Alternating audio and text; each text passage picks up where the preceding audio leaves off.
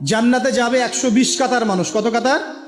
120 কাতার মানুষ in total জান্নাতে যাবে। তার মধ্যে উম্মতে মুহাম্মাদের কত কাতার জানেন? 80 কাতার। কত কাতার?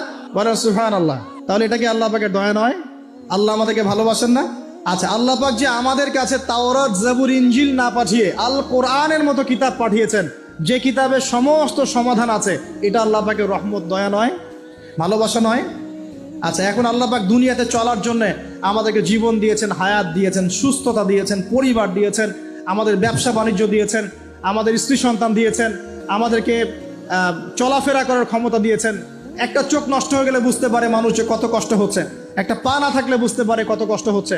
এই করোনার সময় যারা শ্বাস নিতে পারে নাই তাদের কত কষ্ট হয়েছে। সুস্থ আছি, সুন্দর আছি, পরিবার আছে, আল্লাহ রিজিক দিচ্ছেন, 3 বেলা খাওয়াচ্ছেন, কাপড় দিচ্ছেন, শিক্ষার ব্যবস্থা করছেন, ইবাদত করার সুযোগ দিচ্ছেন, গুনাহ করলেও আবার মাফ করে দিচ্ছেন। এই সব কিছুকে আল্লাহ পাকের ভালোবাসা নয়? এই ভালোবাসাগুলো কি নিঃস্বার্থ ভালোবাসা না স্বার্থ ভিত্তিক ভালোবাসা? এই আল্লাহ পাকের কোনো স্বার্থ আছে?